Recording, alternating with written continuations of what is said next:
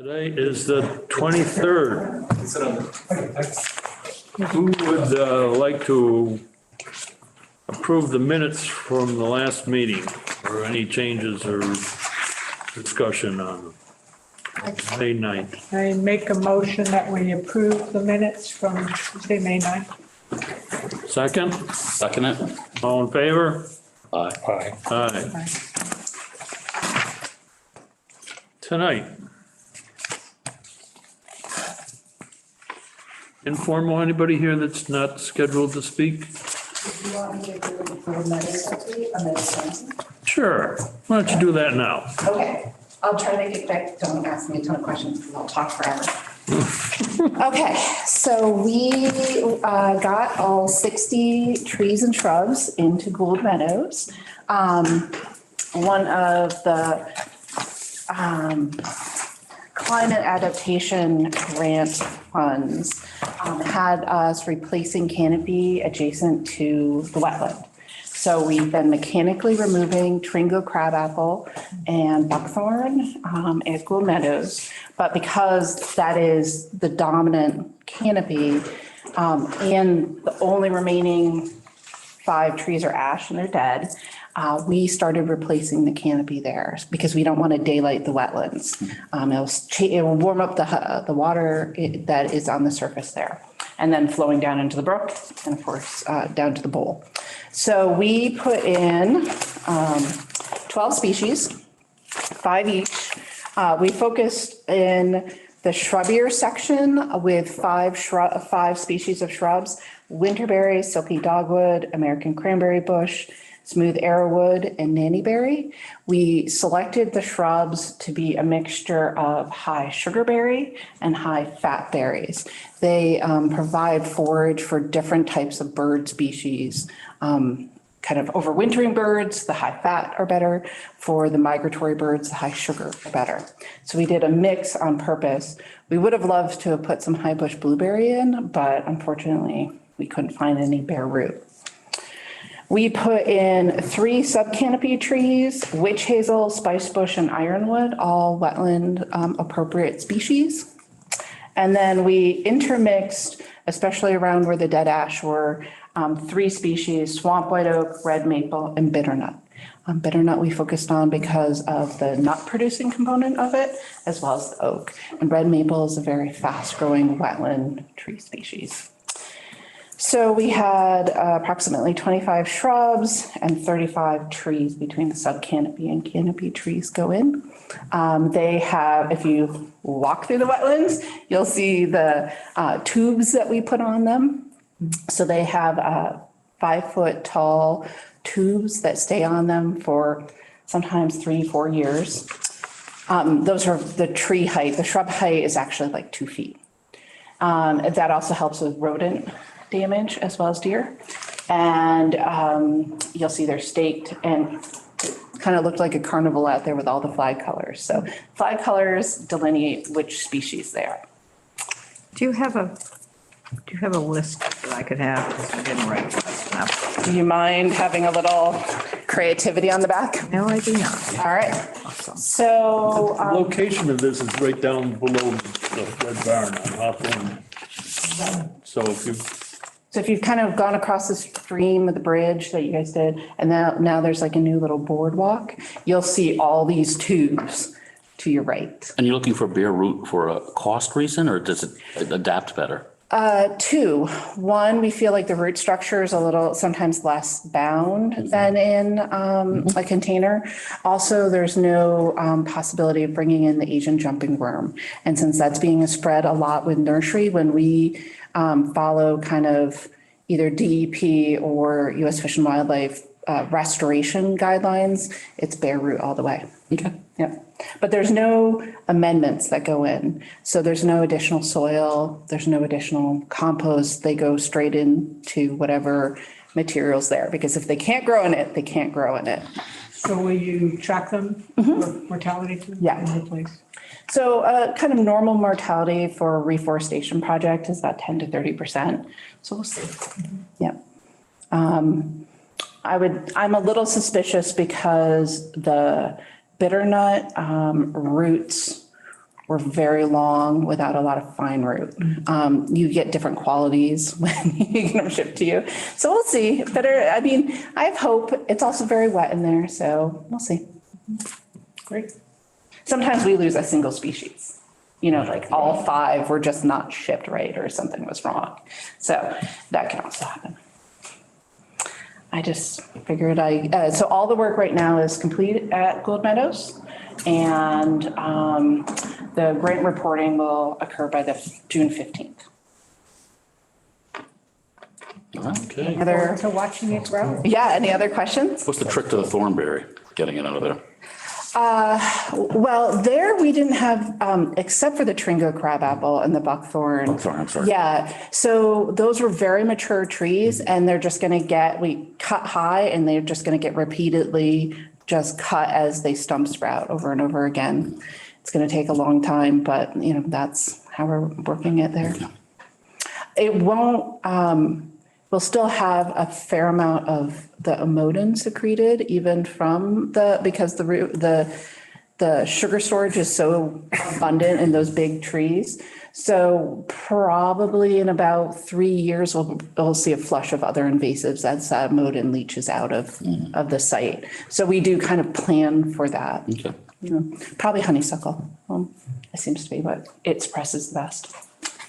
Tringo crabapple doesn't do that as much. Yeah, we've had honeysuckle growing right up next to the buckthorn. It can, but also like you can actually, so how we're working that edge of Gold Meadows and the wetland is instead of taking it all out at once where we completely lose all that bloom, we're taking it out in strips and then replanting that strip. And so there is no understory. Where there's no buckthorn, there's honeysuckle, but not where the buckthorn is. And you can just see that bare dirt underneath. You can see through it quite well. We've got things of bittersweet this big around going up the buckthorn. That will occur. I mean, it doesn't seem to suppress it as much, but when you see that kind of time lapse with the modin breaking down, right, about 2 years, 3 years, you have to anticipate that kind of next flush. So we will. I didn't catch your name. I'm sorry. I'm Jess Toro. Nice to meet you. Okay, I thought maybe that's who you were, but So anyways, I'm happy to walk anyone around and show them the color of the flags and it will be fun. Got the trees. So I stopped down there, the boys were still, still doing it. Were they? I'm sure there wasn't very kind words. There was one day that was rough. I didn't even talk to them. They were right at it, so I just looked and left. Yep. Thank you. Okay. All right. Bernard Hunt, have we sent them We have not, but we will. certified? Yes, no, we've not. see the bottom there. Anybody here from the railroad? Oh, this one. Tom Lewis. Tom? Yes, I'm here. Hello, can you hear me? Yes, you Yes. can. Okay. Thank you. So just getting back to the RDA application. Chuck and I did a site visit on May 12th. And we went through and we confirmed and marked all of the locations for the no spray areas and restricted spray areas. And we actually lengthened one spray area and added 2 additional culverts as no spray areas on the map. And I did update that and emailed you a copy, Sally, of that Yep. map. We got it. Okay.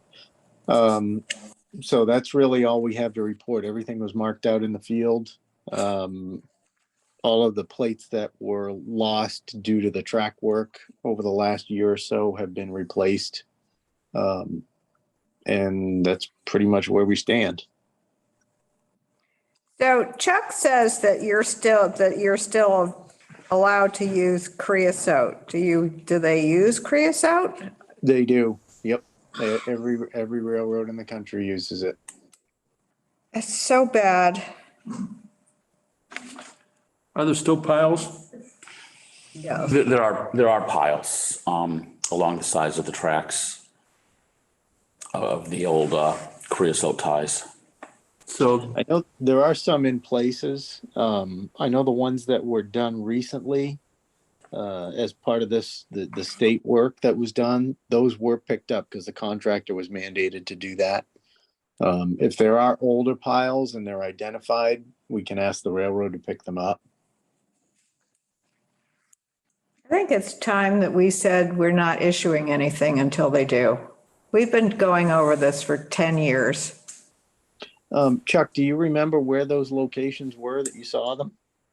Well, there must be 3 or 4 or 5. Send Henry out for a week and a half. He'll get it done, right? Henry. A friend of ours that works there. I mean, Well- certainly, they definitely should be picking them up. I know, in years past, it wasn't commonplace, but in the last couple of decades, it has become the norm that they pick them up, and they should be picking them up. But Who would I you would have to- contact? Who would you contact to do that? I'd go right to my contact. Matt Boardman is in charge of all the track maintenance over there, whom you've probably met and talked with. But we just need to identify the locations and tell them, and they should be able to pick them up. I should think they know where they are. Sometimes, but if there's piles that have been there for many years, sometimes they predate the guys that are working there now. So, those things can hang around for a long time. So off the top of my head, I don't recall because I had, I was out there and I spent the whole day in multiple towns. So I don't recall where the piles were that. Could you give Mr. Boardman a call? I certainly could. Yep. I'll send him an email and just let him know. Could we do have you his want- email address? Do you have it offhand? If you don't, could you send it to Yeah, Sally? I can forward it to Sally. Sure. And my one Absolutely.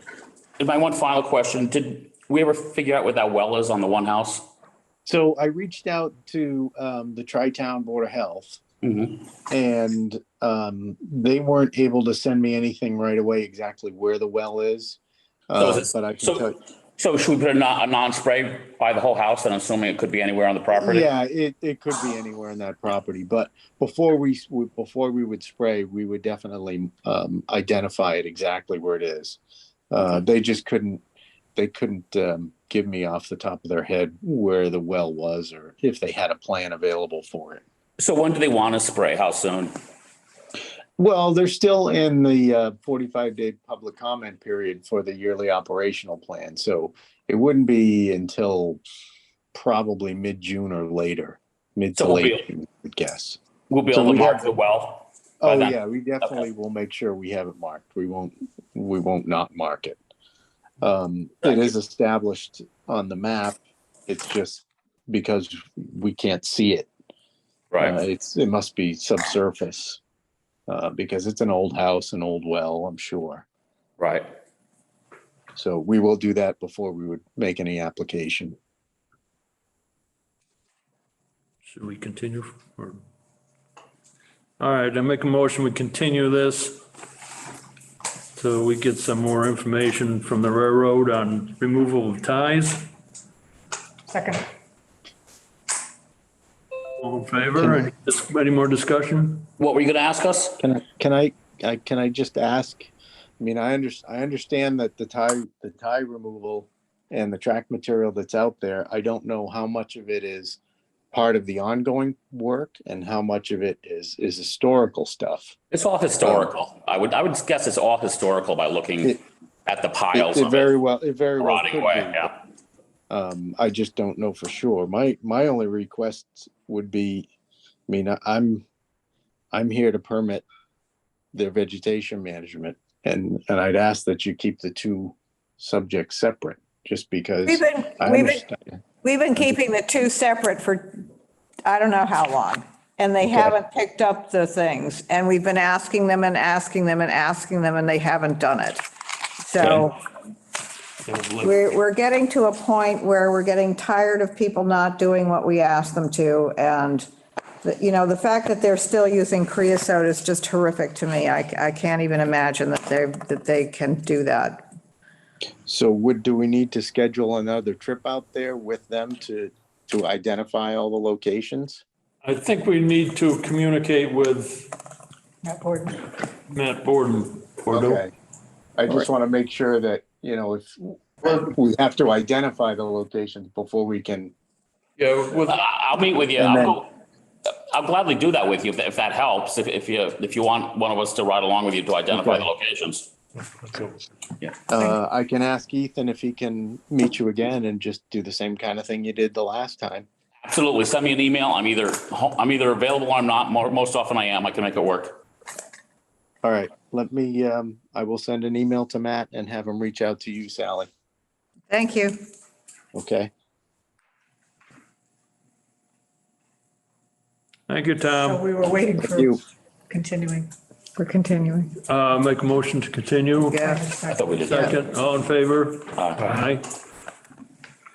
Hopefully we hear from him by next meeting and then we'll give you a go on that. Can you tell me when your next hearing is? Second Tuesday in June. Okay. All right, I'll email him right now. Thank you. Thank you. Have a good night. Good night. Did we skip? Yeah, we did skip the. National Grid. National Grid. National Grid. Oh, sorry. Now, do we have to sign off on this for them to actually spray? Or are we asking them to do this or? They submitted an RDA. Okay. I'm just asking how it works. I'm trying to understand. Yeah. Pretty much nothing we can do to stop them, but Right. But they want to be a good neighbor. It's intensely frustrating to me. Lower Bowker Woods has a pine. I'm sorry? Lower Bowker Woods has a pine. yeah, Oh, yeah. I don't doubt Great. it at all. Right down through there. One year the train was dragging wheels and there was sparks and they had, fire department had to go down there and put out this creosote blaze alongside the tracks because, all It is one of the piles. I mean, I believe the pile's still there. right. Clark Road, we need to sign off on that. Well, no, we want to hear about what trees they're Trees. replacing and where we're going. Oh, to that's right. Put them. Anthony's trees. here. 40 trees. Yeah. Anthony's here. Anthony, Good evening. you're up. So I forwarded over a Listen to this. Excel spreadsheet highlighting the trees proposed for removal. There are 42 in total, I believe to my count, and 10 are either already dead or over halfway there. They range from black cherries, willows, ash, a few eastern white pine, several red maple, a crab apple,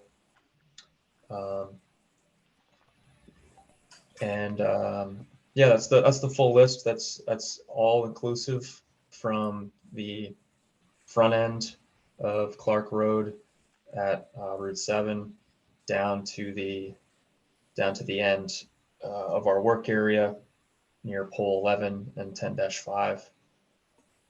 So I was hoping to discuss any further options for where we might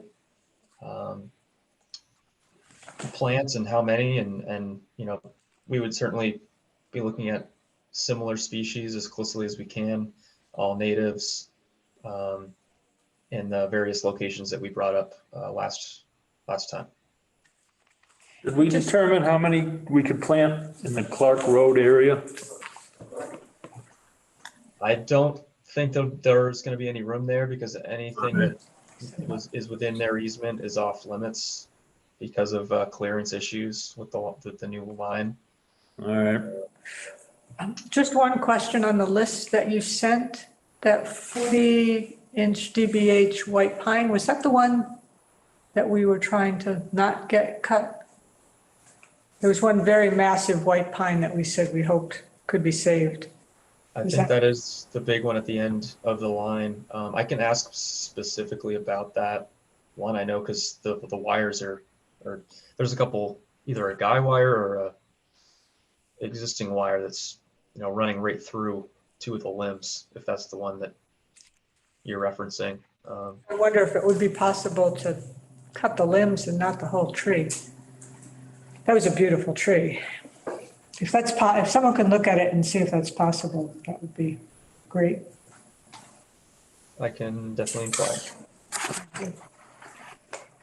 So that leaves us with 40 trees, 40 replacement. replacement trees, which we have not, I don't say this, we haven't determined where in town we would plant 40 trees yet. Oh, this is, somebody brought this up to me. I now know what you're talking about. Okay, so you guys, Allison, what's his first name? Denny, Denny asked me about where to plant 40 trees, and I thought he was talking about Gold Meadows. And I was like, we've already planted them. He did bring up a point which I think is valuable, which is especially the 183 corridor in Glendale. You have daylit, you have no canopy trees on the Houstonic River, especially on the 183 side. Now, that would be horrible planting, horrible. But I would really look at some of the places that ecologically could benefit from it. And that dam side has no canopy. 40 trees would go a long way. You pick some floodplain species. I mean, you need a lot more space to put something like a cottonwood or a sycamore in, but you pick some of the more not quite so massive trees. Not so big. Where else could you think about? What about the golf club? I mean, that's having some major erosion issues and also has areas that are daylit substantially. Yeah, it's been, over the years, they've taken down quite a few willows and things along. Is that Not private for- though? Isn't that, It's Laurel Hill land technically, yeah. really? really, with a 100-year lease. I think we can plan on that. I'm just saying the Houstonic River could really use some mature trees. We've done a bunch of floodplain plantings in South Lee. It's just like we're losing a lot of bank and a lot of sediment. And when you're capturing it in Glendale at the dam, you're just, basically not letting it flow. So picking some really daylit areas, Park Street in the park has a fair amount of canopy, but you probably could use some more like cottonwood, sycamores, the silver maples, the bigger trees in there. Because you've probably got a lot of box elder and slightly meatier, not as structurally strong trees. So I would think about the river. That'd be my 2 cents. So Anthony, we will accept those trees. How soon do you need a definite planting plan? I mean, as soon as possible there. We're at over a year in planning on this project already with, between permits and the field work. They're pretty anxious to get out there and begin that tree cutting and then, the rest of the work. Who plants the trees? They'll have a landscaper, I guess. I'll do it. You're gonna do or a landscaper of your choice will do the planting, is that correct? Yeah, it'll be National Grid will be in charge in the choice there, but I'll probably be out there, or GZA will be involved in support of that effort. And you're gonna need a map. I need a nap. I could use one of those too. A map with locations on it, and that will be turned over to your crew or whatever. Forestry have some input on that? We could. We're barely meeting over the summer, so. I've been trying to get hold of the tree warden, and that's not gotten me. Is it appropriate to have this lady pick out what trees go where? Yeah, depending on I could. The other option is Larry Walk, completely daylit from 102 on. We did all that frag work in there. It was always shrubby, but it could probably use some trees. I mean, there's plenty of places I can come up with trees for you guys. It's really you guys picking where you think the biggest value is. Any of those options. We could really use your advice Yeah, on any of this, those Jess. options would be good. I'd be happy. So can we get it to them in 2 weeks? Yeah. Anthony, we will give you that map within 2 weeks. You can't plant it right now. This would be a fall planting because you're not gonna water bare root. You can't get bare root right now. Well, these are coming containerized. Really? We're gonna get jumping worms. You're gonna have them go through each container?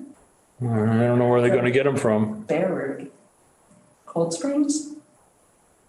Can you get bare root, Anthony? I don't think so. What's that? Can you get bare root? You could for the fall. Oh, I'm not sure. Yeah, most of the work that we've done has been out east. We have a few suppliers out there. But I know, New England Plants is the one that I know of. I'm not sure what they have for that. They might, you think, Chris? So Anyways, look at this list. think of fall planting. You wouldn't want to water you don't want to water all summer. There's, I'm sure they're not going to. I also think you have an easier time planting bare root than planting container stock. Right, so this list is specific to the. so that's what's there, but my point is, there's so many big trees coming down, so much carbon sequestration being lost. I would Not like sequestration, storage. both, well, okay. Right, because older trees aren't sequestering. Oh, they are. They are. Look at Bob Leverett's numbers. They definitely are. They absolutely will have that talk later. Yes. In front of the red line. But I'd like big trees, or bigger, You like them to grow medium-sized, big bigger trees. eventually. That will grow big, not Right, to start so big. like if you're along the Houstonic, that's what like a cottonwood's gonna do. It's gonna stay around for 300 years. And those are not invasive cottonwoods? No, No, they're Okay. native. sycamores, you're gonna get the same, A few weeks, the little white fluffy things are Oh, I gonna. know, they They didn't got have any. everywhere, but they're already flying everywhere, so. Yeah, no, you want to pick a mix of that really major canopy spreader.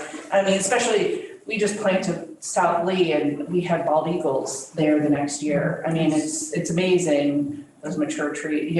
You can't plant mature trees, you just have to expect that they'll catch. No, I understand that, but I want things that will grow to be bigger trees. Depending on the speed, depending on the site, that's where you get your species from. But we have a lot of data along Houstonic and Stockbridge for what grows. native trees. So again, asking, is it safe to approve them to go ahead and to take down the trees they want to do, knowing that we're going to get 40 trees in the fall tonight so that we don't hold them up another 2 weeks Yeah, with something to be determined? yeah, because if they don't do it, we'll go cut the telephone poles down. We already don't have power most of the time. All right, So am I doing the site selection too, or just the tree list? Both. You guys decide the site and I decide the trees? What do you Or want? you can do a little bit. We would love your I think- recommendations Yeah. as to what you've seen Have at that you think, What and the where? foot property, we talked about maybe putting some fruit trees in the front there by the Yeah, transfer station. Maybe Few apple 4. trees. I gotta get them to remove the damn snow plows out of there again. Jeez. So we've been talking about putting some fruit trees by the transfer station at the beginning of It the was more foot property. flowering trees. It wasn't Okay, yeah, specifically. I wouldn't go fruit because you're gonna encourage wildlife to get near the transfer station. Well, They that's, already got rats and bears. Well, right, I mean, you just don't want apples dropping to encourage that further. So I would pick flowering trees. flatland trees based on the adjacent wildlife refuge. All right. That's in the process, but till he'll get some help, I don't know where it's going for a while. I'd say let's go with the daylighting. All right. It's for 40 trees. Yeah, let's 40 concentrate It's on, not gonna- let's concentrate on the Houstonic River Okay. golf course, whatever we need. Whatever you think's appropriate. Okay, I've got that list, that'll be easy. Okay, Anthony, So do we want to close the hearing? we'll make a motion to close the hearing. Provisional that we get the trees. Well, we'll just close the hearing and take you at your word. I don't want to take him at his word. I want the condition in there. that the 40 Conditions. Conditioned. Yeah. We it'll can be conditioned condition. That we get the 40 course. trees. I'll make a motion to close. Second. Any more discussion? All in favor? Aye. Okay, we'll get you some information within the next 2 weeks with a map. Thank you very much. And the order of conditions as, whenever you're able. So the order of conditions will be ready to be signed at our next meeting, which is the 13th of June. So that will be, and then you have your 10-day review. So it'll be mailed out a couple days after the meeting, and you should get it then. Awesome. Thank you. Thanks a lot, guys. I will we'll be in touch on the rest of Okay. the plan. I can't be at the 13th meeting, so Just I'm get it to presenting back, so I will have to get it to you before I leave on the 11th. You can just send it to me, email. Yeah, and I mean, if you guys have some questions beforehand that I can answer for your meeting, I'm happy to. But it'll be easy to pick out the trees. The location may take some of it. All right. And what, you'll take a map and put a couple of X's or 40 X's on it somewhere? It's good, it's gonna be, I'm gonna just pick up the near distance Okay. along the Yeah, it's way, like because there'll be. the old line along the river or something like that. Okay, Yeah, thank you. yeah. If we go to the golf course, should we contact Laurel Hill? Yes, I think they'd be supportive of it, but yes, but is, I'm blanking on the guys, Bruce still the head, Yeah, I think so. so. I would have a conversation with Bruce, but, let Hillary know. He's at the golf course, Bruce. Bruce Yeah, is- whatever. Yeah, I know. Blanking on everyone's. Can't think of his name either. Go come to me at 2 a.m. Yeah, it'll come to me in about 10 minutes. Well on his putting green. In the middle of the meeting, I'll go, oh. Okay. I'm last. You good? Yes, Sarah Downey, 322 Old Stockbridge Road. Stream crossing for pasture in the woods. Good evening, thank you. If you remember, this is a continuation from the previous hearing. We did the site walk on Friday, the 12th, I believe. During the site walk, I think we identified four items that we wanted to discuss further or provide documentation there. I've actually got 5. We have quantified the BVW disturbances as well as the buffer zone disturbances, and we put them on a plan. We'll be submitting that plan with you this evening. And it looks something like this. Just color coded it so you can see what we're disturbing all the way down through on the area that we walked.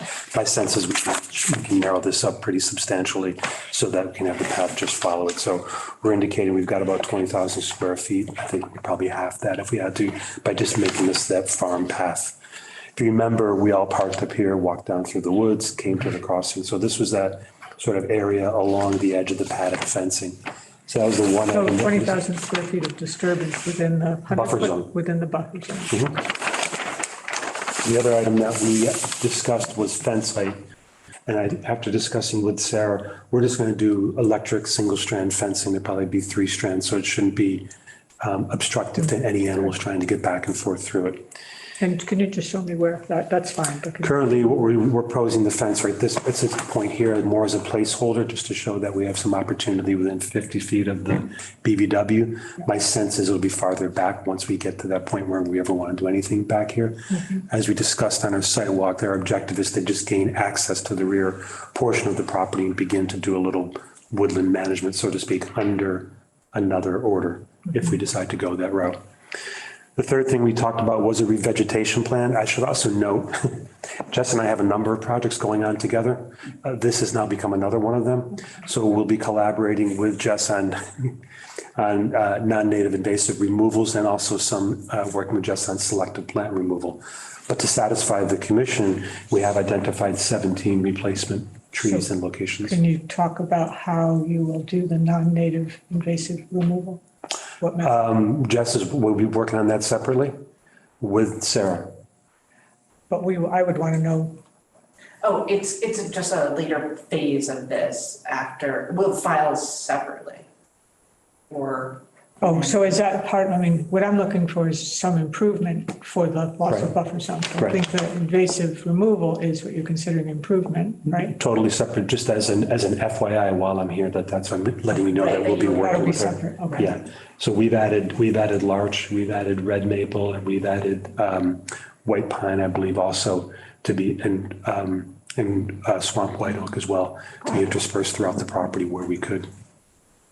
That's what these are? Yep. We recorded them as green. Tried to find areas where we could drop them in. We have a leaching field here that we all walked by, and tried to keep them somewhere close to the area that we're working on. So we have them along the edge of the driveway, have them along the back of the fence in the rear, and then across the crossing and the area where we'll be taking some more plants out there, we will revegetate in that area. Okay, because 20,000 square foot loss of buffer is very It's significant. actually, I wouldn't classify it as really loss. I don't think we're taking down any more, just disturbance, correct? So And some of that I would actually argue is temporary disturbance, meaning we'll grade, reseed, and then it comes back. So really all we're disturbing is about 200 feet of a 10 to 12 foot wide gravel driveway. That is what's being converted from currently woodland buffer into a gravel path. Say that again. I'm sorry. So it's two- not 20,000, it's 200 square? Within the 20,000 square feet, there's a portion of, I'd say 50% of it that's temporary, Okay. meaning that we And grade then and reseeded reseed. with what? It would just be a contractor's mix to stabilize, and then whatever's existing would come up through again. And There's a what's good there now? What's being lost? forest litter, Debris. detritus where we walked through the woods that day. And we're weaving between trees, so it's really, what's being lost would be, I would argue, what's being lost is probably organic material within that 12. It's significant. I'm not arguing with you, Yeah. within that 12-foot wide area. Okay. Okay. So the improvement that you're proposing is 15 trees? 17. 17. It's a 1-to-1 replacement. I wouldn't, yeah. I was going to say, I wouldn't say it's an improvement. I'd say it's sort of a trying to stay on a lateral plane. Okay. I'm listening.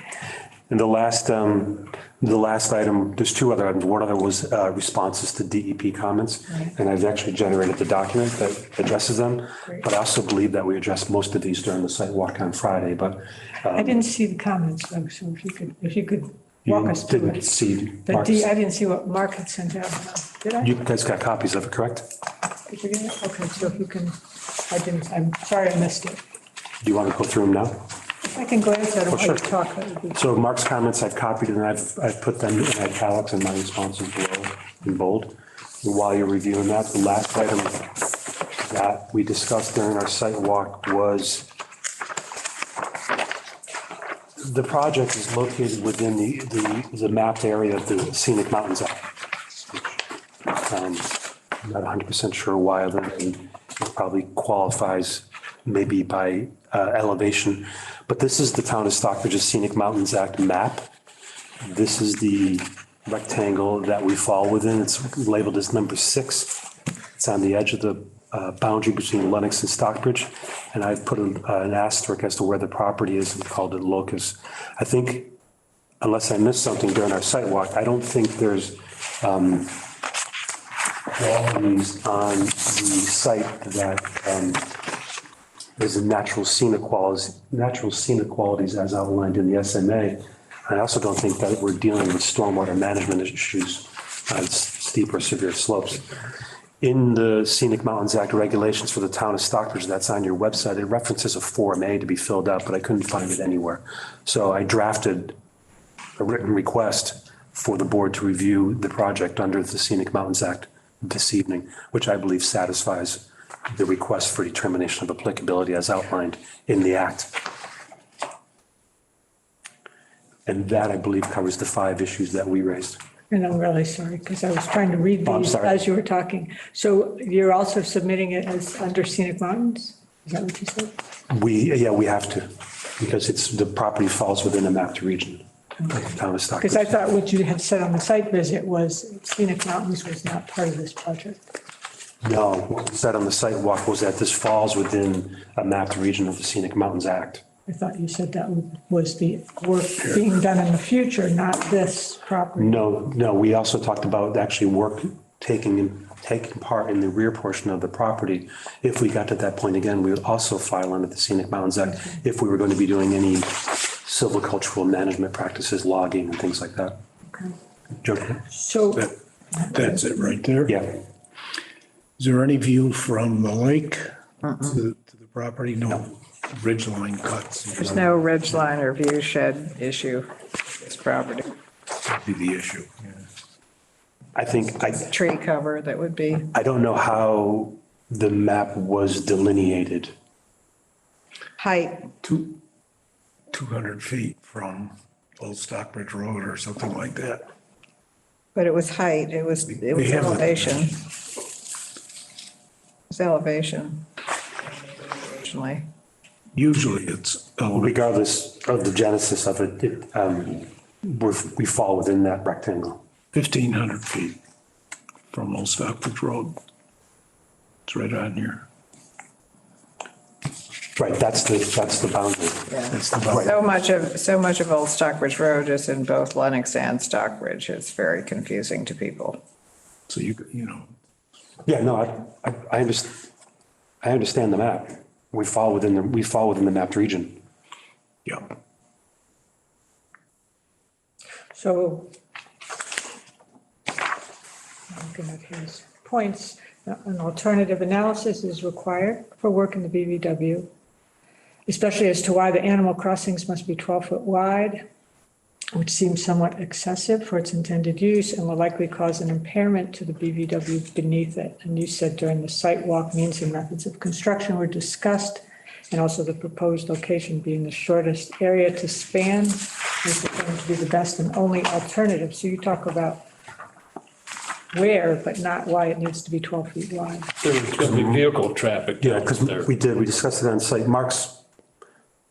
Say this to Mark, and he's wrong. We never talked it as an animal crossing. It's a crossing to move vehicles Okay. back and forth. So 10 feet would be dangerous, 12 feet would be acceptable.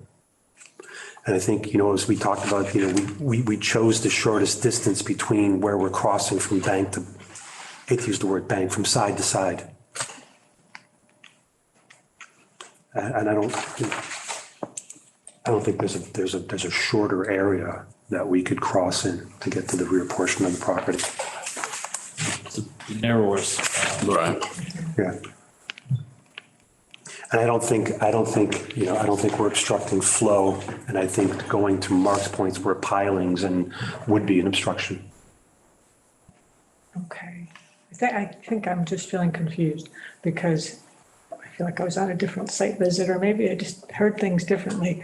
But I thought we had talked about the invasives, the removal of invasives as being part of this project. So I don't understand why now it's separate.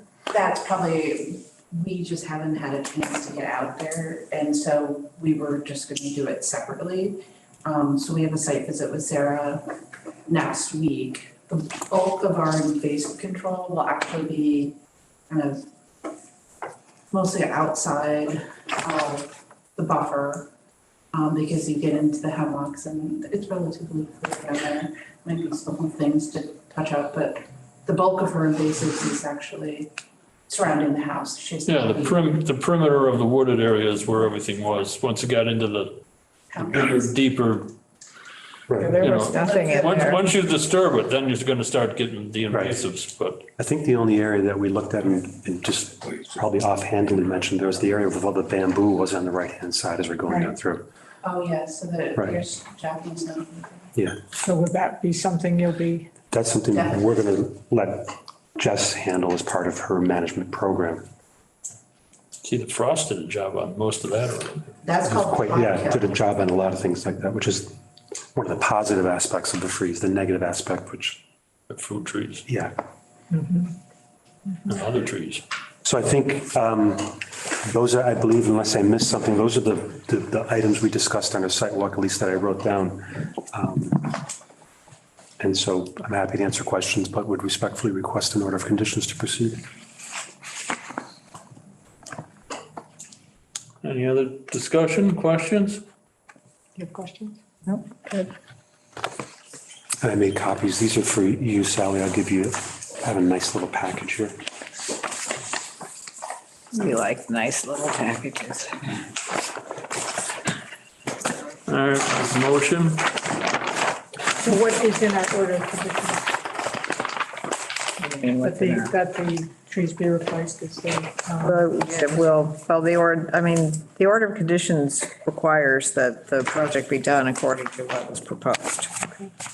So the replacement of trees is in the proposal, and there will be, I'll reference this letter from Rob. You could also condition that we do another study prior to planting to look at locations and species and size if you'd like.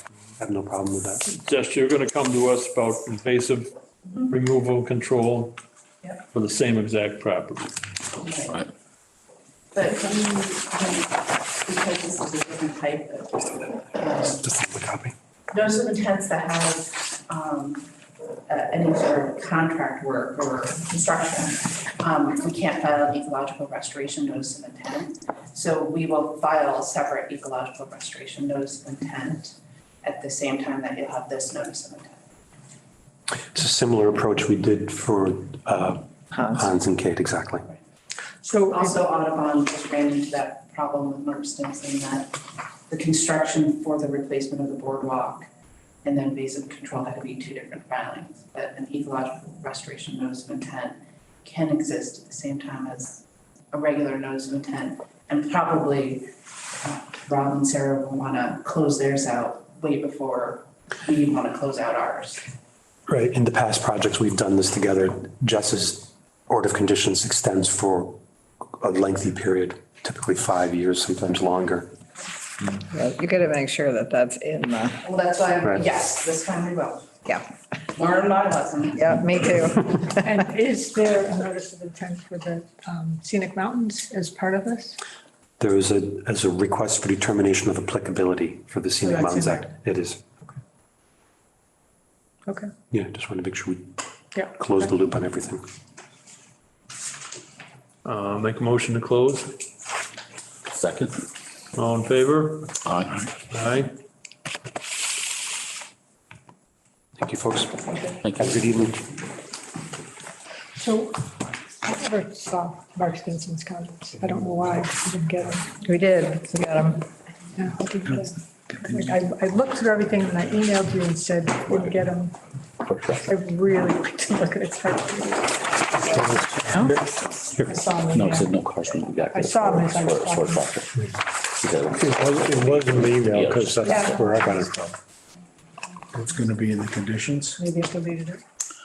Yeah, we got it, I printed it, it's in the file. Okay, thank you. All right, 2 Dugway Road, Craig Moffett. I have pictures if anybody wants to see them. Ryan Sider, on behalf of Craig. Yeah, just a continuation of our RDA to repair the driveway where it essentially crosses a dam at the base of the pond. Several of you were at the site visit. And the one request that we discussed was which trees are being removed. I didn't get a definitive list from Joe Wilkinson. He was sick today. But he did say it's just several of the hemlock trees that are around that area. Not the white pine. I think we pointed out specifically that'll remain. It's just some of the stumps that are along the driveway and some small hemlocks that'll just be in the way of the excavator turning to drop the rocks. So those stumps that were like 4 feet high, they're gonna get cut flush, is that what's gonna happen? we can cut them flush. Yeah, that way they retain the roots at least for a few years. Just have to get them out of the way so they can maneuver How, a little better. And how close to the stream does this project come? Not very. Because I was there, I got pictures of it, Yeah, it's but there was no flag. it's a good 50 feet maybe from the stream, is that, or, yeah, and it's just the base of the slope. We're not trying to extend it as further than necessary to stack a good foundation for the boulders, to hold the wall back. Saw where someone rolled down the hill already. Yeah, well, that's where they're gonna rape. Yeah, Funny story, my wife drove off the other side of the driveway into the pond when it was icy. Whoops. But that was a fun day. anybody with a tractor up that area? Yeah, Earl Moffett pulled her out, so. But we're happy to replace the trees 1-to-1 that do get removed. Again, probably won't put hemlocks in because they're already diseased, the ones that are there. So You probably won't put hemlocks in there. probably not, no. It could be any other native species, red maple or Where would you put them? find somewhere in the buffer zone. I didn't specifically find a spot, but So we could try to put them somewhere where they're shading the brook. One for what you take down and, Right, yeah, and I think it's just maybe a 12, 16-inch hemlock and then smaller ones that are right there, so. But, The Adeldrid was pretty heavy off the rock there. yeah, it's been a problem for a while, so. I know Craig is very cognizant of the cold water yeah. Very, You need the shade in aspect there. of the brook. Any other questions? That would be something he would want to consider under any circumstances. So, Okay. all right, nobody, make a motion to close unless we have any discussion or questions. Second, yeah. All in favor? Aye. Okay, so that'll be just a RDA. Right. It'll get signed at our next meeting, which is the 13th of June. And I do have the other request for a site visit for the project, but I can wait afterwards. Go ahead.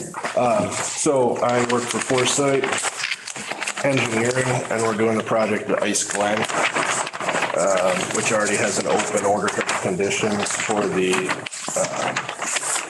restoration around the pond. And several of you have been there also. And they determined that in order to repair this weir, you have to get to the backside of it, which requires them to draw down the pond, which was in the order of conditions.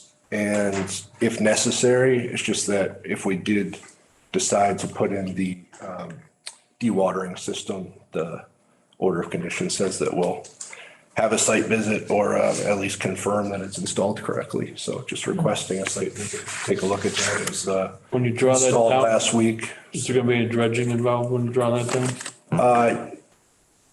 I wouldn't call it dredging. They're clearing away from the backside of the weir where they need to access the stonework to actually repair it because it's been silted in over a few decades.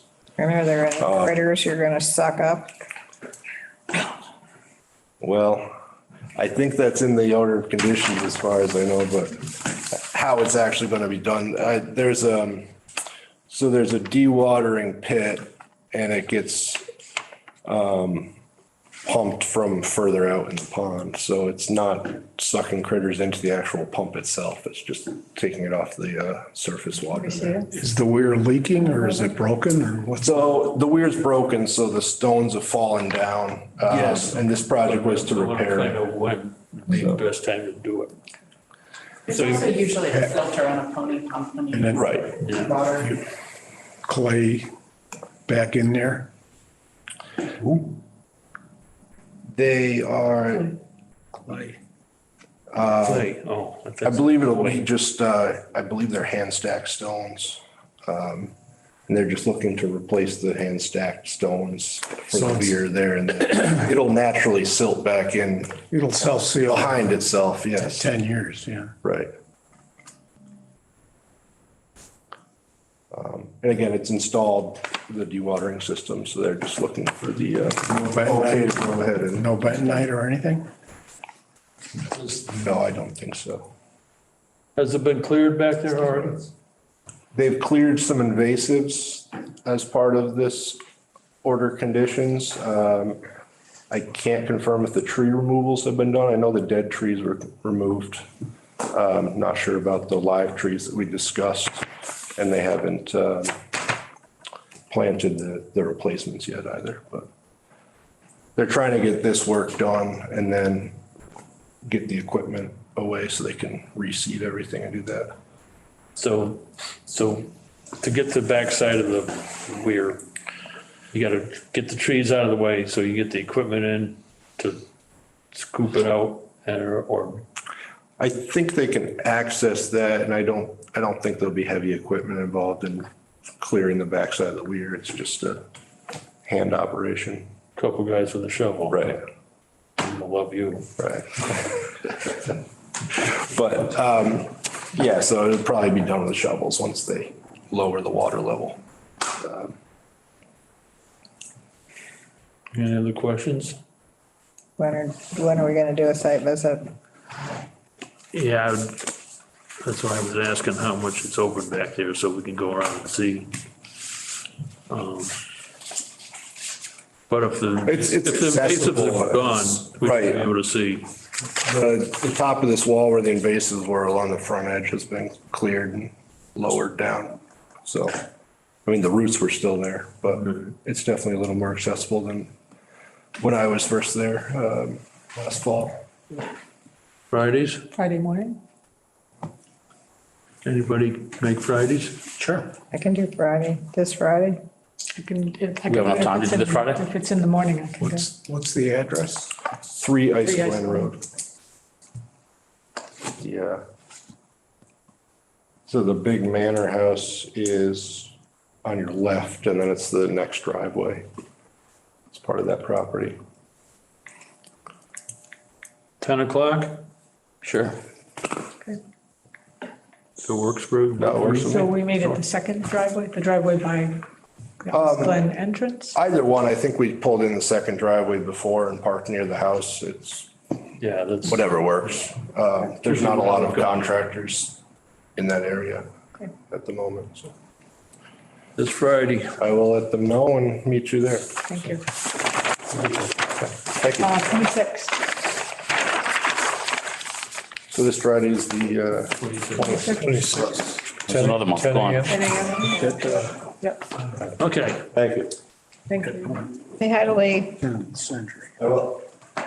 10 East Street. Country. Oh. Chicago. Skipped, No, I didn't. What did I skip? Skip Jones. Fuller Woods. Oh, where's that on? Oh, wait a minute. I might not have the revised schedule. Time. All right. Give us a second. Okay. Couple minutes, tops. There's not much I can talk. I'll try to keep it. I can walk. So I want to preface it by saying I did not see the NOI. This one I really didn't see. I looked and looked and I looked in your box and I looked online. Did anyone else? So it's So I may have a lot of questions. right here, I think. And I got Staples to not do it with all the extra plastic. So I'm sorry if it doesn't, if it seems a little iffy. No, I think it's You. I think it's the round one right there in front of it. One? No, I'm guessing this. Me? Me? Yes. Okay. I recognize the binder. Okay. So, I thought when I came here and did we establish what year? 2017. I had asked for a five-year ecological restoration notice of intent, but I did not have it in my paperwork and Sally didn't have it. So when I went to request for an extension, we didn't have it defined as a 5-year permit. So I couldn't ask for the extension at this point. So I refiled. So it was a 3-year. It was a 3-year.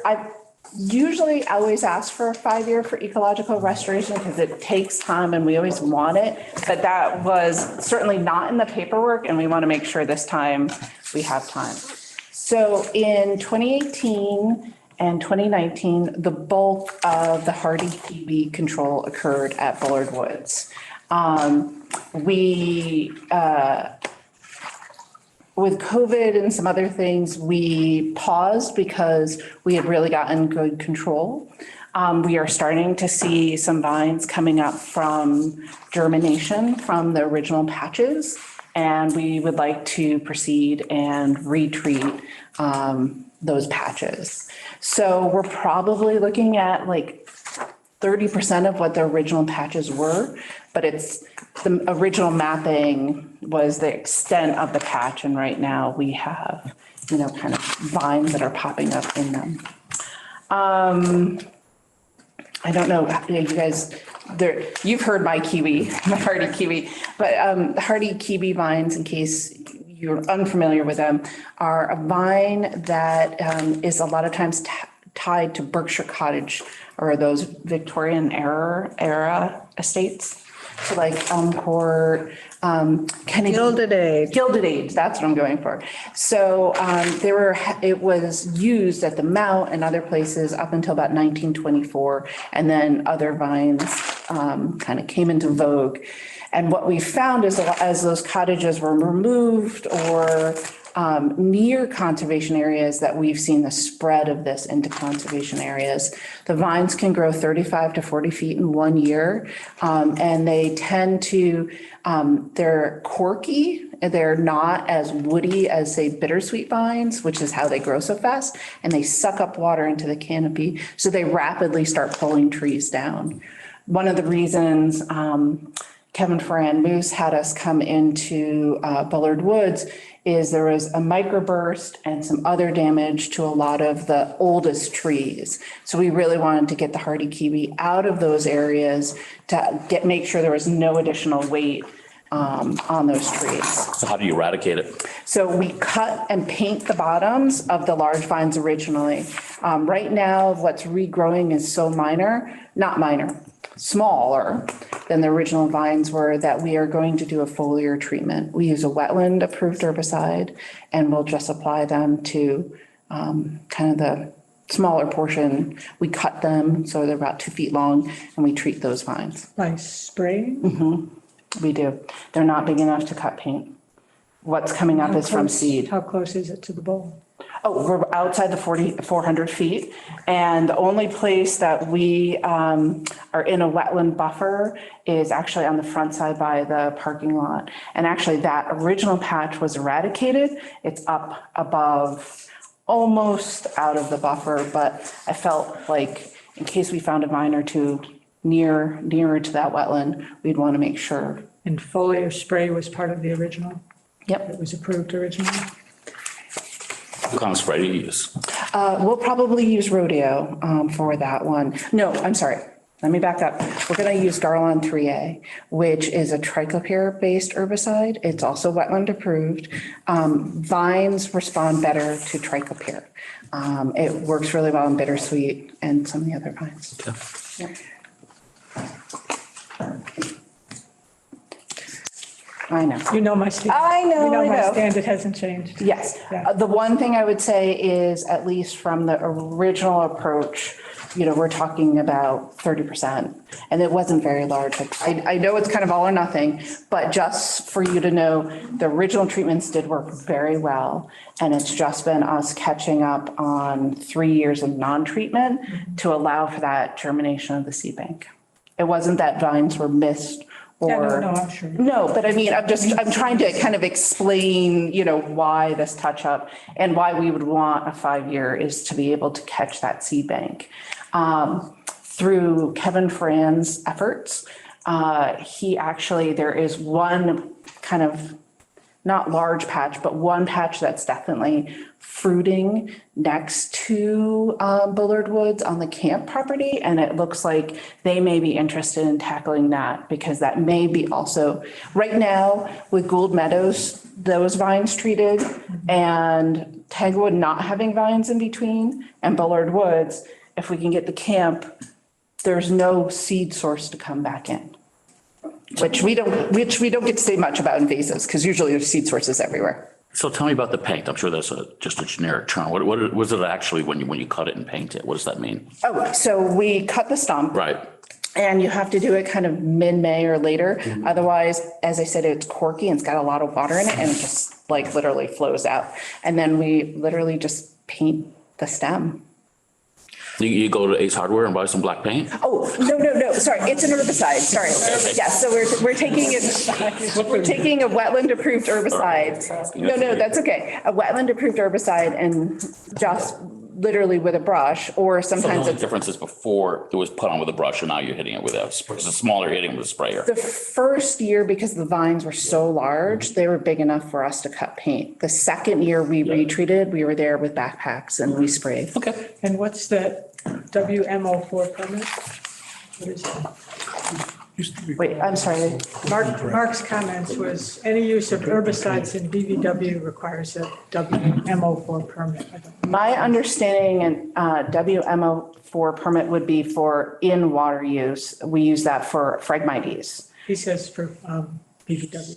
So if we just stay out of the BVW, we're not even sure it's in the BVW, then we should be okay. Herbicide, cut it. My understanding is Well, he says no actual delineation is done. correct, So how do you know if you're in the BVW? because that wetland is, there is a direct slope up to the, like, there's a very distinct edge there. And so from that edge, because we slope up and the kiwi would be above it, we could measure from that point out. We did not have to apply for a WMO4 permit the last time. And usually my understanding, now I trust Mark knows what he's doing, is we've typically applied for that for actual in wetland work only. I have not, yeah, so we'll just stay out of the buffer entirely then. I'll ask Mark, I'll ask him, but that was not my understanding. Oh, no, sorry, no, I'm sorry, we're not in any BVW, we're only in buffer.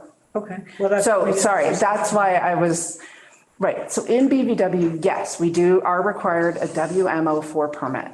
So like when we do Phragmites and we're in wetlands. Yep. Absolutely. We are only in buffer, we're not treating anything in a wetland. So does this approval include the camp also? No, we just started that kind of communication. Later on, I actually wanted to ask this, am I allowed to amend? Well, no, because theirs is not anywhere, it's not within 400 feet and they're not near any wetlands. They're not in buffer anywhere. Okay. So I think they'll be fine. Okay. But if they are, would I be allowed to amend this to include the camp later on, or would it have to be a separate? How many square I feet? think it would have to be separate because it's a different owner. Goes by the Sometimes applicant. we do joint ownerships for permits, but that's okay. I mean, that's fine if that's the original, filing, you can have Right, then letters it wasn't. from both. But his comment here too is that the applicant should be the property owner, not you. Oh, I should only be the representative. Okay. Yeah. So All if right. it's a different property owner for this other place, it should be separate. Yeah. Okay, that's fine. I'm still pretty confident because it's along their driveway that the kiwi patch, that they are not within any jurisdictional areas. But once I meet with them throughout this, probably after the summer's done, I'll get a sense of it. Yeah, they typically use no herbicides or chemicals on their property. I'm very surprised that they're interested in dealing with this, so we may have to come up with some creative ways of trying to tackle kiwi. Kiwi, unfortunately, although we do non-chemical control of invasives in certain areas, it is not one I would feel comfortable doing. It's going to be really tough. It would have to be cut every month. Because if it's up by the driveway, it's not typically where the kids are. They are No. so cognizant of. This would be between the driveway and the Bullard Woods property. There's like a telephone pole or a utility pole there that the kiwis all around. Do you pull the vines that are in the canopy out? we let them dry and fall out. You can do damage and kind of have areas that insects and things can get into. So because they're so corky, they actually dry even faster and fall out faster than bittersweet. You would expect. You just kind of see these nests at the bottom of the trees pretty quickly. It's not the same type of growth. You don't see any. No, I remember the pictures you showed us. I Yeah. don't know where it was rampant. And just And Bullard tipped the Woods, tree over. yeah, Bullard Woods, although it had some amphitheaters, didn't have that same level of like complete canopy opening yet.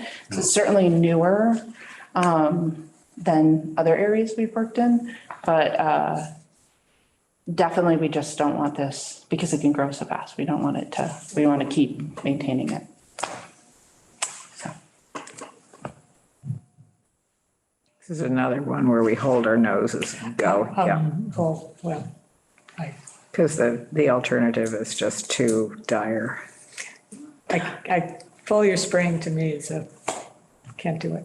So, I mean. What would you suggest in its place? I think I understand how intensive the manual labor is, but I think over time it works, but I understand how intensive it is. I think so one thing that manual labor does is it increases the cost and the footprint of being in there. And so with grants, you do take away from somebody else being able to do something if you use that money in that way. But We're going in and we're going to be there for like 2 or 3 days. And that's kind of, our goal. But there's cost and there's cost. Right. And for me, the cost is, health and environment, and foliar spray to me is just, I don't like glyphosate anyway. Right. I think it's really nasty, but foliar spray with glyphosate is just, Yeah, it's another level. we can talk about this forever, but Tell that to the railroad. No, I know, I get Well, it, but this isn't the turnpike. railroad we have. right, and we're not trying to manage infrastructure with spraying vegetation. We've got clear ecological goals that we're trying to meet. I actually, in this circumstance, because there's so little to treat, I would actually say foliar would be less product in the whole property than a cut paint would be, surprisingly. I've seen some interesting things done down in Connecticut. They,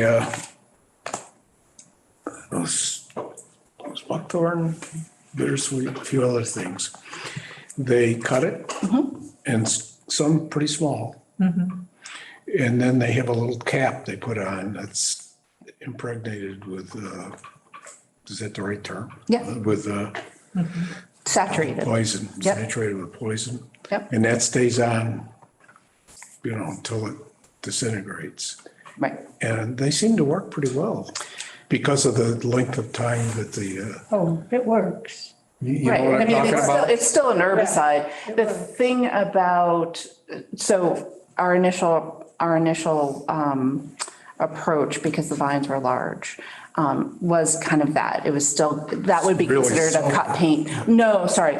We do a singular application, and our goal is, if we're going to use herbicide, is to use the least amount possible to make it effective. And so we literally just paint the outside ring of the growth of, The cambium. right, exactly. Because everything else is dead tissue. So our goal is to use as little as possible. So we're not,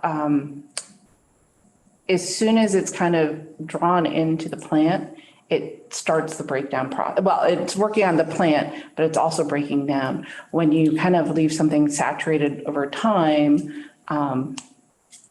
you're not having that same quick degradation of the product. This was very little herbicide. It was in like a little blotter or something. Yeah, I mean, we use very little, but I mean, it's a different approach with foliar, but foliar actually uses a much lower concentration than cut paint does. And so when you're talking about fewer stems with a concentration, I'm trying to make sure I'm being real about this. we might be using less. Well, inherently, we'd be using less than what we did originally by quite a bit. Total quantity, yeah. I understand. I've always respected it. Yeah, no, I respect what you do. I just can't Yeah. say that I. Well, I don't either, but, you know, we have traditionally sort of gotten to the point of emergency situations only. And, you know, like Campusa, for instance, there didn't seem to be any viable alternative to get rid of the Phragmites and preserve the, so the kiwi is so, Well, and Bullard Woods has had so many issues. I mean, so Kevin and I have been talking about perhaps getting some sort of climate action grant for them to start replanting because I mean, when you look up, I mean, there's just massive trees just cracked and they're falling over. I mean, you were getting rid of that, was it an oak? They went into that massive tree that went into. Oh, yeah, twisted and turned and. Yeah, it took down. So, I mean, Bullard Woods is definitely losing canopy at a very fast rate, which then does allow kiwi to kind of, if it was an intact canopy, you wouldn't see the kiwi germinating as well as it does with these openings. So it would behoove us, and I think Kevin's super into the idea of replanting some of these openings, the canopy openings in there, start to get the next generation. So, I mean, they're definitely thinking long-term. All right, where are we on this now? Notice of intent. Oh, and I'd like to request it for 5 years, please. I wrote 5 years right here. Thank you. That's not to say we treat every year, but it just gives us time. One more question. Yes. It's a question I've always had. What's the amount of herbicide that gets used? Ounces. Because most of it's water. You know, we mix an ounce in a gallon. So would we use more? I think we'll Can I probably just, yeah, if you- No, I mean, the last time we used 2 backpacks and that was 6 gallons, so. 6 ounces. Well, I would say 6, I'll be more honest than that. It could be 6. It was probably more like 12, somewhere in that range. But we're not talking about, we are talking about gallons of something going down, but that's not what the active ingredient is. And what we also do is we add a non-toxic dye that helps us not overspray and not underspray. So it, I'm you sure you're know, very careful. yeah, but, You can see what you hit and what you didn't hit. yep. So if it's all over the woods, you know, they went well. Okay, need a motion. Notice of intent, Motioning to close or motion to approve? approve. Motion to approve. So made, all in favor? Aye. Opposed. What'd you say? I said opposed. 4-2. That's okay. You got it, Wait, what's the quorum? We're good. you're good. All right, thank you. All right, thank you you. guys. I'll still call you to talk about camping. Absolutely. We can talk about ecological restoration all you want. On up. 2 weeks. You're giving me 3 weeks for that plan. 40 trees. Yes, yes. By the 11th, before I go to Quebec City. Yes, Yes. All right. even if it's rough, we'll deal with it. I mean, I can do it. Thank you. Thank you, guys. Come. Good evening. We're on a schedule here. We're gonna get you out of here before, no, I can't say dark. Do you mind if Gail Jacobson? No, please, come She's, forward. She resides on the property. No, thank you. I try to be, I can talk forever.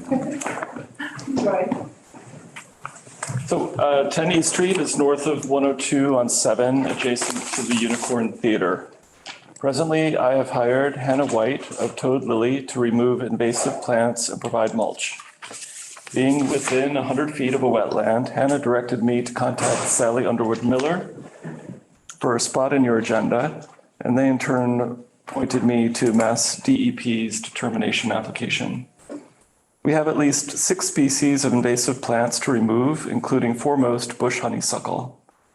We have walls of bush honeysuckles along our southeast and southwest property lines. They not only crowd out native plants, but also poison the ground around them.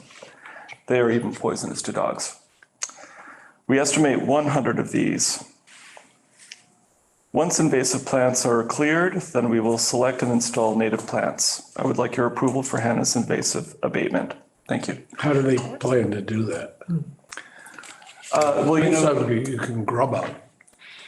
Honeysuckles can almost be plucked. Hold up. well, you know, that's how I hired Hannah, actually, because we were standing there and she just pulled one right out of the ground. So There you go. said, you're hired. That's good to a certain size. What's her last name? Well, you can also put a rope on it. White, okay. Your- I thought you said. Tractor, yeah. Company is called Toad Lily. Toad? I got a thumb. Toad. TOAD Lily, LILLY. Yeah, And it's right. like Toad Lily Garden Care, I think is the full name. So she will not be using herbicides. She'll be doing manual removal? No, I think, we would never want pesticides. Yeah. It's a I know, oh, I know. ongoing conversation that we have every time somebody wants to use it, and we go, Been on oh, commission God, for please 10 no. years, no. You have an instant friend. Yeah. Well, it's been interesting because our first idea, it's late, I know, but we wanted to do a native edible forest garden. And as we explored, what were the organic people doing and what were the native plant people doing and what are the edible forest people doing, they're like completely different worlds that have no communication with each other. And, so if you went to like a native plant nursery and asked if a variety of something berry was edible, they would just say, do your own research and kind of send you out, So it's been a real learning experience. We've been there for 14 years. We've planted probably 30 river birch and 30 elderberries. Nice. And To alter the ecology it's a big deal. yeah, so we're looking at native grasses. What's happening right now visually is that the honeysuckle, which we figure probably dates to when the house was constructed in the 50s, it's just a wall of 6-foot tall shrubs. And behind that, the wetland varies throughout the year. Right now, it's a lot of you're seeing a lot of bare, dead tree trunks, but later in the summer, you'll see a lot of tall grasses. So my concept would be to create a base for that view of shorter native grasses that would allow the view to penetrate into the wetland. So you kind of look down and see it. Yeah, I think we're gonna have to do a site visit, if you don't mind. That's a tricky spot, those soils are soaked. You're welcome to come. Yanking the invasives doesn't sound like a big deal, No. okay? And I don't know what you're gonna do with them, maybe you burn them in the spring, or you let them compost, or maybe even chip them up. But they don't go through chippers well. There's a place on 102 that I know other refuse has gone to, but I don't know with invasives how it's treated. It's in the direction of Lee. There's a place. But yeah, I know, Meadow Farm. They'll take anything and everything out to their processing place in, Turningham Road. Yeah. I've seen everything in there. I think it's the time you pull that stuff, if it has a chance to fruit and there's berries on honeysuckle and they're ripe and then they go in the ground. It's full Sure, they've flower been doing now. that for years there, probably. They are very well established and they're parallel to the house, which makes me think they must have been planted there originally. But you want to get them before the seeds develop, Well, I wanted to get them last year. Hannah is the one that said we can't do this without the Conservation Commission, so here we are. Yeah. So Friday morning? Friday's good for you? Someone be there? You're always welcome to walk through. I'm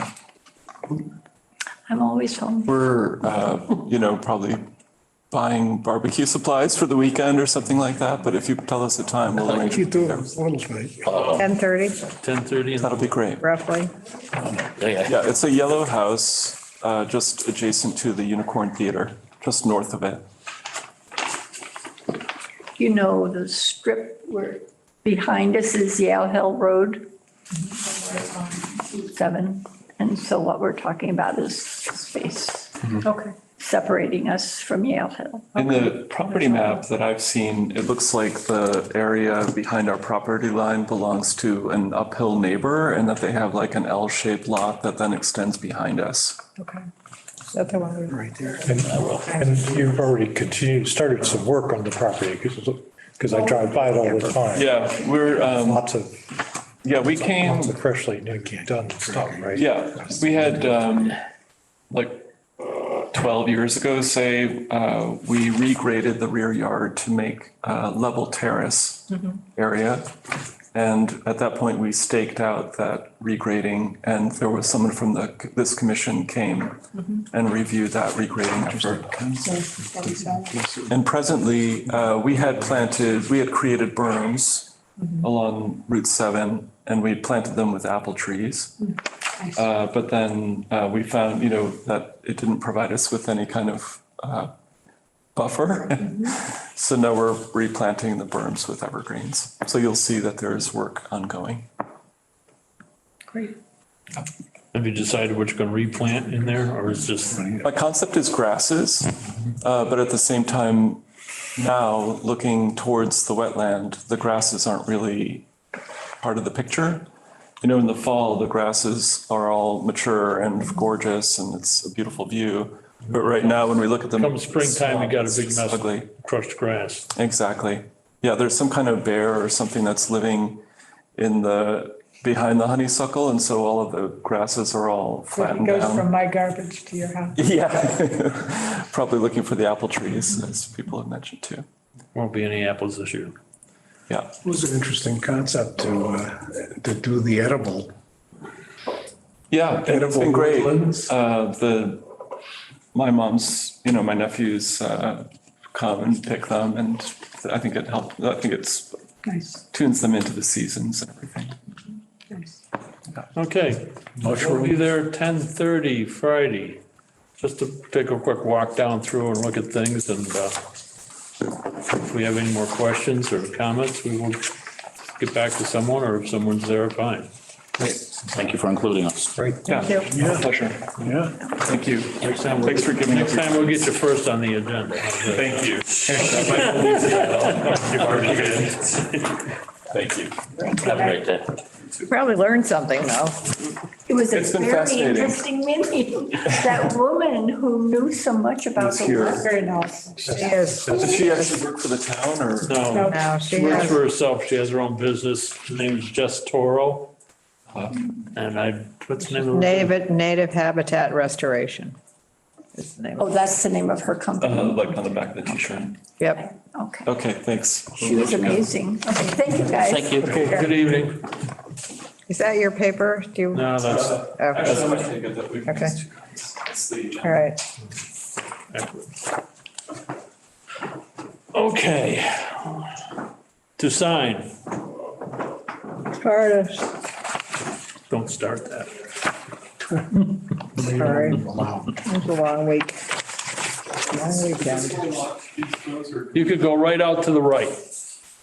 You can go out any way you like. You'll end up over Can't get back in again. Yes, you can, I Yeah. marked it. Got this one right here. You can go out either way, left or right. If you're parked out back here, Oh, yeah, no, we walked. oh, okay, yeah, Good night. should be lights out there. The one that flashes on and off all the time.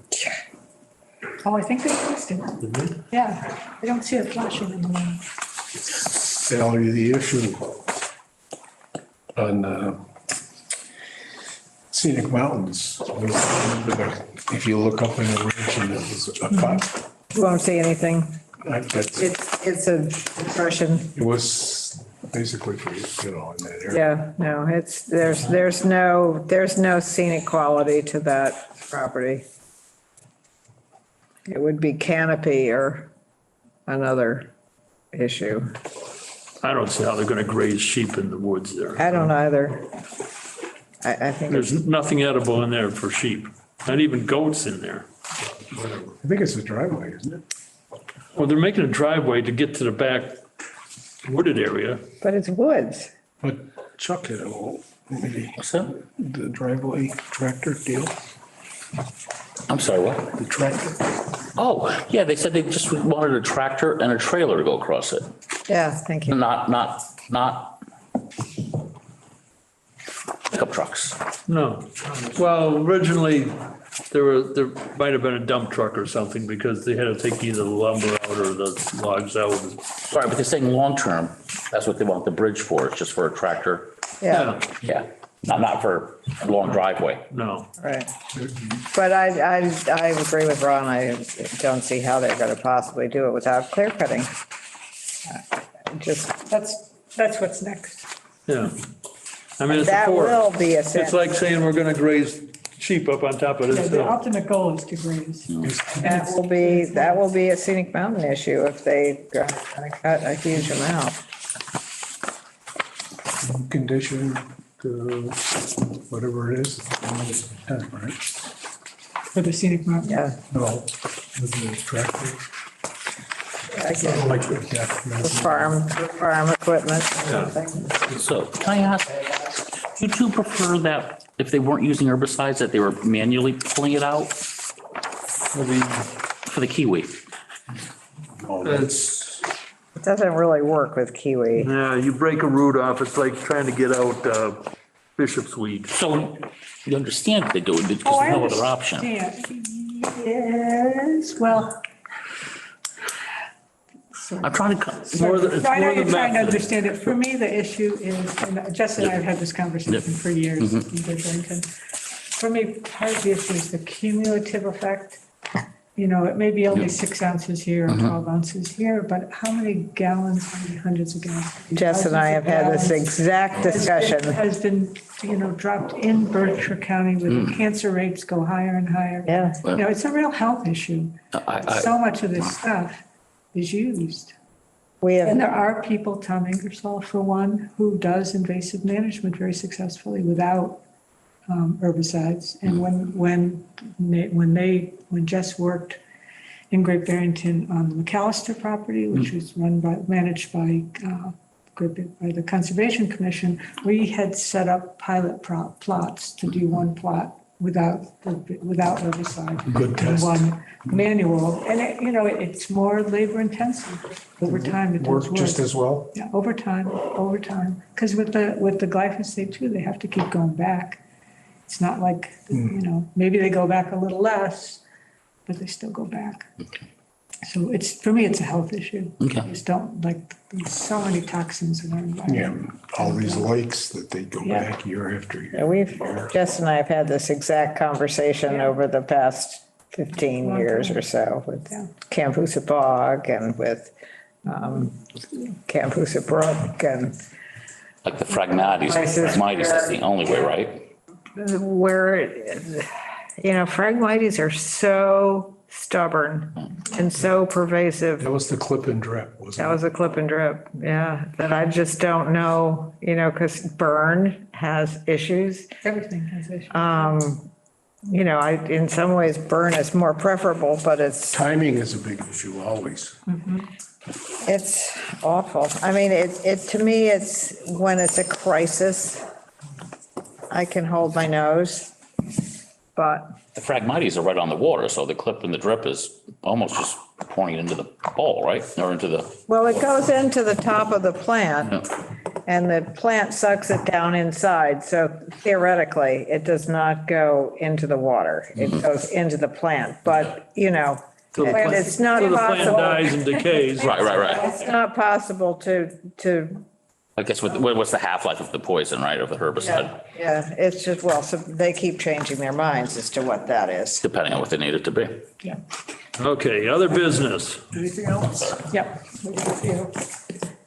performance standards. Are we voting on performance numbers? If there is no corrections, changes, does anyone? I have, it's all minor stuff.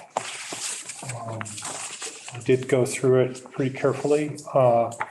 There's a random highlighting, and the only one that makes sense is the one that says we need to fill in the effective date when we pass it. But on page 6 and 11, there's some other just randomly highlighted stuff. if you go Do to, you have the finalized version or? I have the one that was passed out last week or 2 weeks ago. At this point, if there's any changes to be made, we're gonna make them. Absolutely. This is all kind of minor, basically, some of it's formatting stuff. I mean, on page 15, section 4.2, right below that is something that's labeled as section 4. It's pretty clearly ought to be section 1 and outdented, so it matches section 2 below it. The one thing I found in section 2 on page 15, 4.2, section 2, it talks about using BMPs. And, Best management Best practice. management practice. you know, it's not defined in definition. I have no idea. I read that and I had no idea what that meant. You know, every person's not going to know what that means. Could we spell it out then? I mean, that would be just easy. I don't think it needs a definition in that sense, but.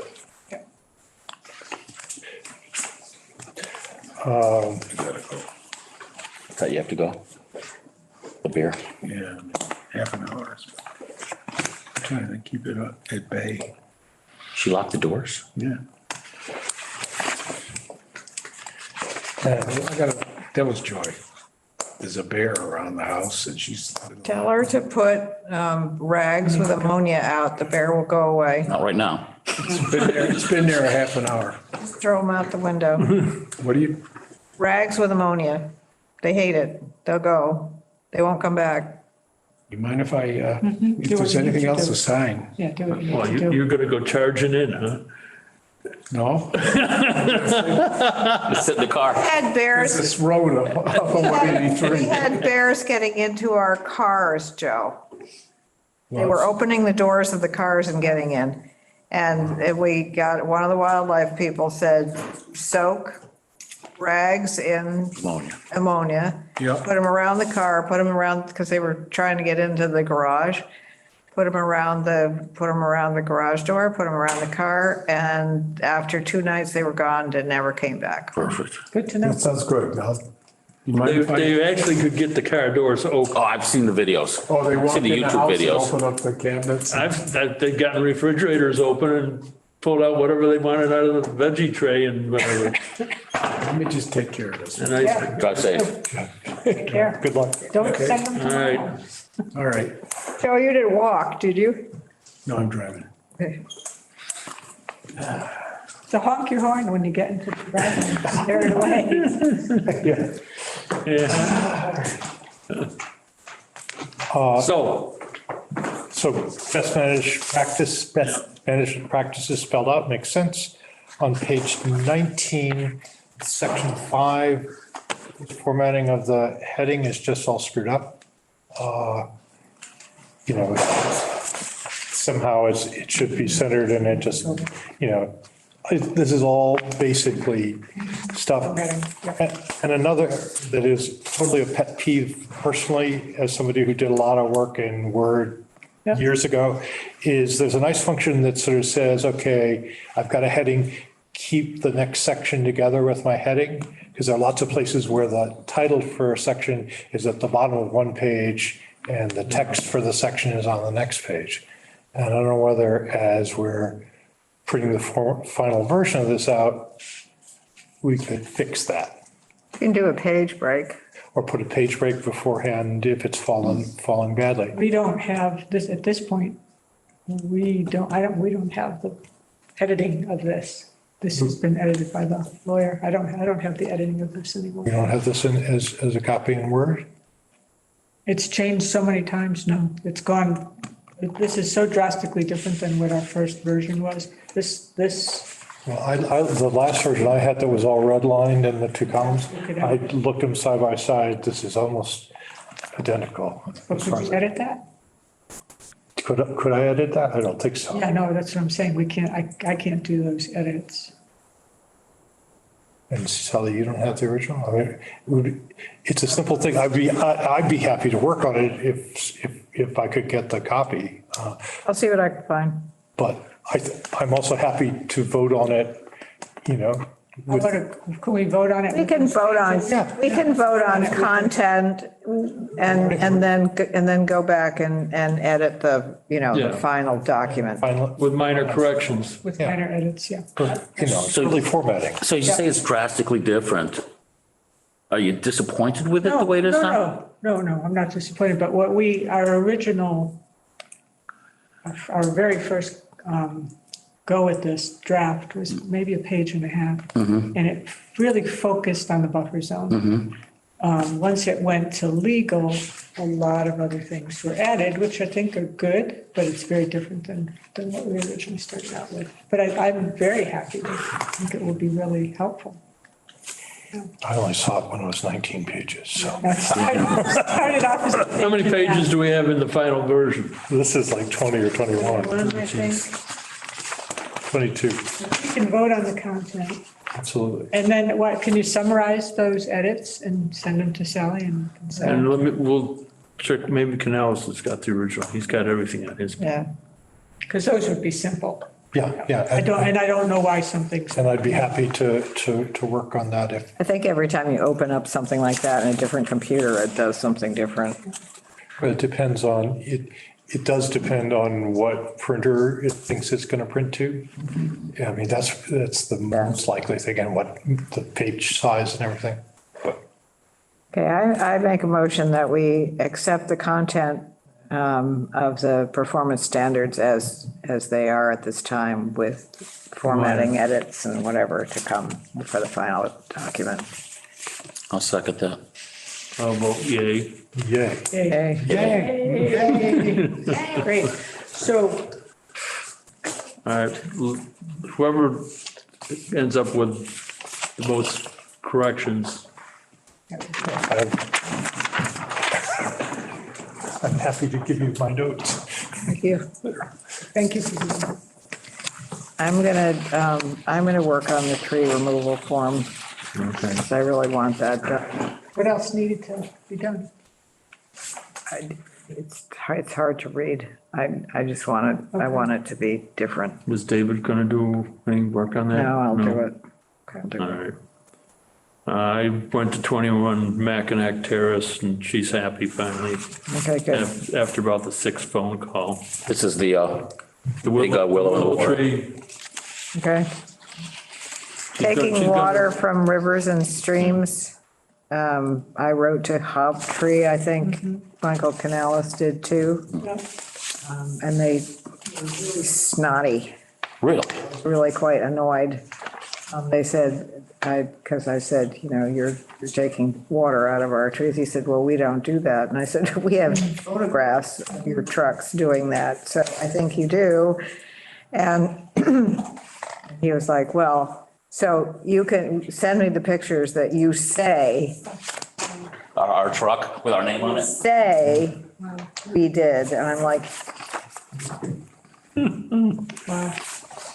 I did not respond in kind. I just sent him the pictures and said, here you go, buddy. Don't do it again, because we will fine you. Okay. And I think Michael Canales wrote them a letter as well. But we need to,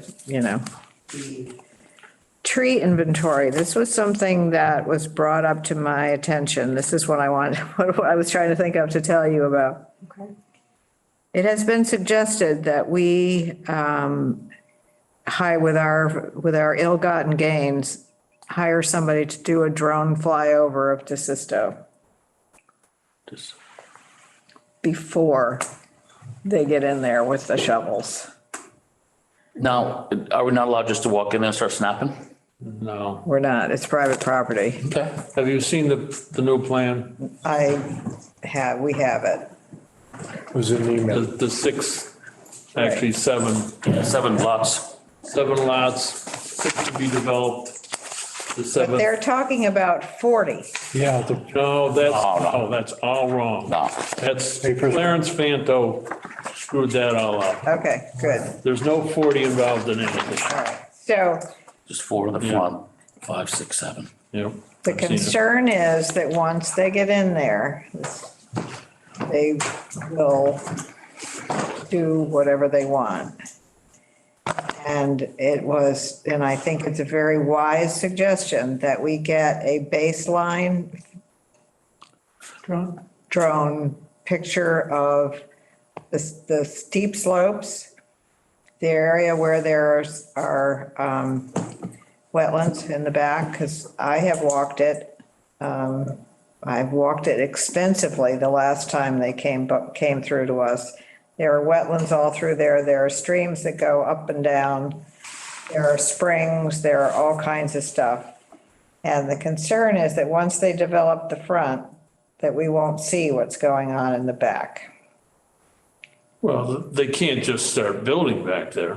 They need permits. No, that they're talking this But getting pre-pictures. clear cutting and doing whatever Well, they they. need a forestry permit for that. Yes, they would. But how would we prove it once they went in and cut them all down? This is the proactive version of how to be able to come back and say, no, because apparently Mr. Sheehan has mentioned that he will do whatever he wants to So back there. I think it's a good idea. I would also wonder if Mark has provided aerial photos before. Maybe we can ask him to. Does, It'd be best to do that like twice a year, once this time when there's foliage and once when the For the drone. trees are. Right, so the Mass property map is pretty good from 21. There's a guy that takes really good drone pictures of properties on the for sale on the bowl and stuff that I met. I have his name, I think it's probably about $300. Do you want me to get his information? yes. Okay. And didn't the Campusa Bog use somebody recently? We did, and I Oh, okay. remember, it might be the same guy. And From West- he flew over the whole bog and got good pictures, and I think it was about $900. So if we could get that this time of year as leaves are coming out, Right. actually maybe early summer, late summer and winter. Because then in late summer, you'll be able to tell live trees from dead trees. There may be a few views. A few, one now, one at the end of the summer, and one in the middle of the winter. Yep, 3 of them or so. Yeah. And they would have to come to us for anything they do, right? Well, are they coming to ask or coming to apologize? Yeah. Yeah, no, I'm fine with, I think it's a good idea to get the photos. There's also a potential for a joint meeting with planning board. It's a good idea. I had a discussion with Michael today, since there's nothing in front of us.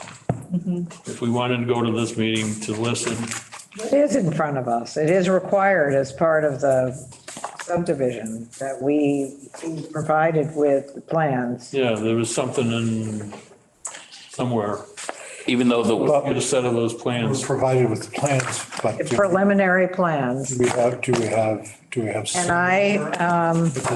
And I said to them, well, you'd be stupid to go ill-advised. They would be ill-advised to submit the final plans without coming to the Conservation Commission with their preliminary plans, because why would they go through all the expense and time and effort and all that to put their final plan together when we could have said to them at the beginning, no, you can't do that. So then they would have to go back to the drawing board, then they'd have to go back to the planning board, they'd have to go back to everything. It would be foolish on their part not to come to us. And I said that to Jennifer, tell them they should get on the agenda and come to us with their preliminary plans and show us what they're talking about, and we'll say yay or nay. how far behind the building now are the wetlands and streams? Not far. Oh. Because it looks like the rear lot, starts right in the middle of where the building is now. And then just V's out. And is this a lot to be developed here? Well, this is the whole thing now. Seventh lot is basically where the wetlands are. if I recall the drawings. So Yeah, so why would they go ahead and do that if they didn't? 6, that's the building right there. The first 6 are pretty much high and dry. Oh, that's the train. It's not gonna help me. Here you go. Lisa. All right. So you wanted to talk about red line in trees, Lisa? Meeting with. I haven't heard Don't yet. know. Okay. I don't know when it would be. It might be there's on the alternate Tuesdays to us. Okay, so I'd be At happy to go 6:30. to that if it's on their agenda. I think I have a meeting. Yeah, I looked at the red line trees, they're dead. My only concern is I'd like them to tell us how they're taking them down. They had a because crane in there before. So they wouldn't. Cut it go- off, lifted up, Yeah, moved it over to the parking area, laid it down and cut it up. they're and loaded big, it. they're really big It's trees. a big crane again. Okay, so they won't be going into the wetlands with the crane, they'll be doing it, I mean, they're very close to the driveway, but they are in the, I think it's BVW, Wait a minute now, where are we talking? behind. The old Winkler, Behind the. The garage. garage? Yeah, So I drove back in there end of last week and didn't see anything flagged. Was I too early? they weren't, when I went after the time they said, I think I went Thursday, nothing was flagged, but the gentleman from the Japanese sculptor place was there. Ah, Did you see the tree that fell on his building? no. Okay, because one of the dead. Because I came in from the side, I went into that driveway and couldn't figure out how you got further back. Okay, So I went Used to be able to get through there. back around the side. They've planted it up. I went down the driveway by the insurance agency and he was there and he showed me, I mean, there was a big tree that was down that had fallen on his roof and they wanted that removed, which was fine. All right, but I'm not sure if what I just spoke about is actually gonna happen, so nix that. I don't know exactly how they're gonna get So to we it, but should, I would want to Yeah. know how they're going to take them All down. right, I'll get in touch with them and tell us and say, we didn't find it, They're dead. And they're worried about them falling on the roof and that's okay. or the cars for the kids. For the cars, Yeah. but just tell us how they're going to do it. Yeah. Okay, 78 Interlaken, we got a communication from Tom Ingersoll telling me that they have finished the work with the removal of the invasives. They have chipped it and they would like us to go take a quick look at it and see if we think that it's, And he uses no herbicides. Does really good work. 78, 78 Interlaken Road. which, Friday again, drive through. We're up to 11 probably, so that wouldn't take long just to drive through. Okay, if it's 11. He says, I want to remove the erosion control as soon as possible so the owners may start to use their lakefront for the season. He said, we've completed the cutting of invasive species and planted 500 native shrubs. Disturbed areas have been mulched with wood chips. Please let me know if you would like to inspect the work. So I'll shoot him an email. Friday the 26th. At 11. it's somewhere near the big house. Just north. Is that the rock pile? No, that's the, No, it's down further. And then I'll get in touch with Matt at the Red Lion. Tell him we want to know, we want the trees flagged and we want to know how they're going to be Who's the contact with the Red removed. Line in? Matt Barnard, who's the new facilities manager. Okay. We just have the name, maybe it's somebody else.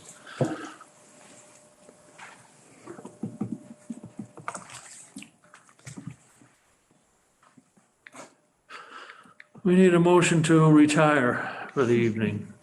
Make a motion to close the public hearing. I'll second, yeah. At 10:15, 10:00.